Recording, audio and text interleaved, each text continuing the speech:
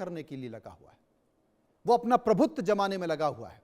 आपने हॉर्मुज को देखा, एक हॉर्मुज के बल पर ईरान ने अमेरिका को नचा दिया।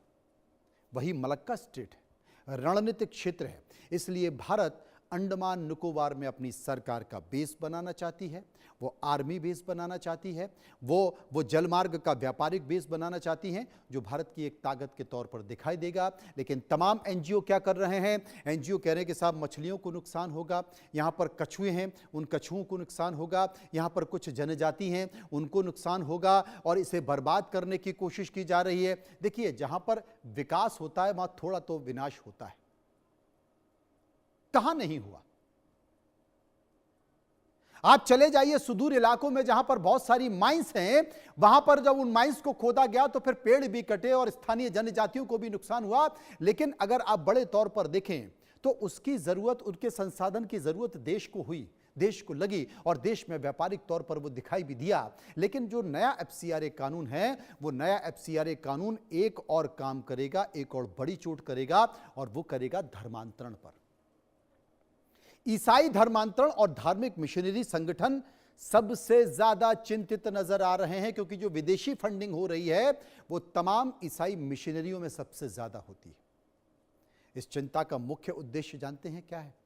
नया संशोधन में स्पष्ट तौर पर यह कहा गया है कि धार्मिक धर्मांतरण गतिविधियों को स्वीकृत धार्मिक और सामाजिक गतिविधियों के दायरे से बाहर कर दिया गया।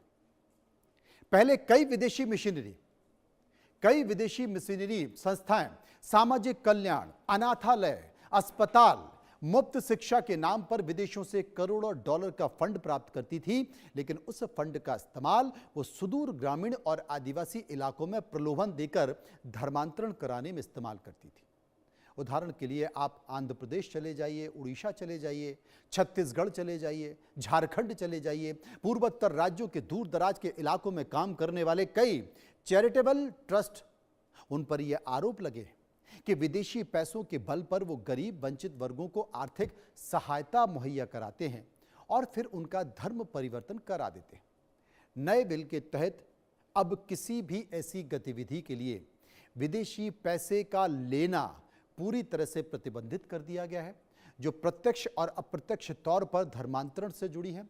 सरकार ने यह साफ कर दिया है कि धार्मिक स्वतंत्रता व्यक्ति की निजी आस्था का विषय है, लेकिन विदेशी पैसों के दम पर संगठित तरीके से चलाए जाने वाले धर्मांतरण के रैकेट को सामाजिक कार्य मानकर बर्दाश्त नहीं किया जाएगा, और इसी कारण ऐसे संगठनों का विदेशी फंडिंग नेटवर्क पूरी तरह से खत्म हो जाएगा। मतलब अगर सरकार को जरा सा भी पता चल गया कि आपने अपनी संस्था, वो संस्था जो विदेशों से फंड ले रही है, उसका इस्तेमाल अगर धर्मांतरण के लिए किया तो आपकी संपत्ति भी जब्त होगी, आपकी संस्था का लाइसेंस भी रद्द होगा, और जितनी भी आपकी गाड़ी, दुकान, बंगला, मकान है वो सब जब्त कर लिया जाएगा, सीज कर लिया जाएगा।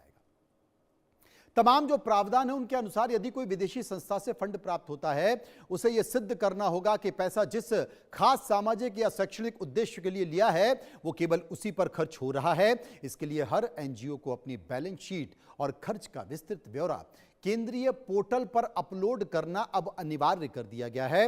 यदि जांच में यह पाया गया कि विदेशी पैसे का इस्तेमाल उस इलाके के लोगों को प्रलोभन देने के लिए किया जा रहा है, यानी कि आप चंगाई सभाएं कर रहे हैं, आप धार्मिक सामग्रियां बांटकर सामूहिक धर्मांतरण का काम कर रहे हैं, आप छोटे छोटे जन आंदोलन खड़े कर रहे हैं, जहां पर विकास की परियोजनाएं स्वीकृत हो गई हैं उस काम में बाधा डाल रहे हैं, और उस बाधा डालने में विदेशी पैसे को खर्च कर रहे हैं, तो उस संस्था के खिलाफ कड़े आपराधिक मामले दर्ज होंगे, जिसके अलावा प्रवर्तन निदेशालय यानी कि ईडी और सीबीआई इसको जांच करेंगी, और जांच में अगर पाया गया तो आपका काम तमाम।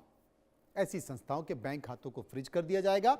विदेशी फंड के एक एक रुपए का डिजिटल ट्रैक होने पर अब इन विदेशी ताकतों के रास्ते पूरी तरह से बंद हो जाएंगे, जो भारत में जनसांख्यिकीय असंतुलन पैदा करने के लिए पानी की तरह पैसा बहा रहे।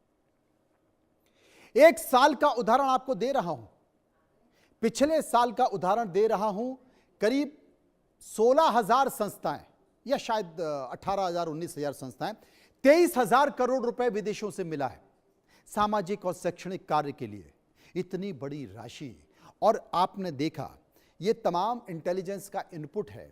आपने भारत के पड़ोसी राज्य नेपाल में क्रांति होती देखी, आपने बांग्लादेश में क्रांति होती देखी, सत्ता परिवर्तन देखा, नेपाल में सत्ता परिवर्तन देखा, ईरान में ही एक ऐसा जन आंदोलन खड़ा किया गया, वहाँ से रिजिम चेंज करने की कोशिश की। तमाम इंटेलिजेंस इनपुट है कि ये जो विदेशी फंडिंग है ये बढ़ रही है और ये भारत में जो सत्ता है उसको बेदखल करने में या उसको डिस्टर्ब करने में इसका प्रयोग हो सकता है।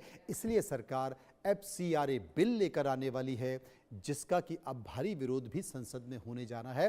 आप देखिएगा, उसके बाद आप समझिएगा कि मैंने विस्तार से आपको क्यों समझाने की कोशिश की कि विदेशी फंडिंग में अब देश के किसी बवाल में या धर्मांतरण में विदेशी पैसे का इस्तेमाल नहीं होगा, और अगर होगा तो दूरबीन लगाकर सरकार इसे जांचेगी, परखेगी और पकड़ेगी। फिलहाल इतना ही। नमस्कार।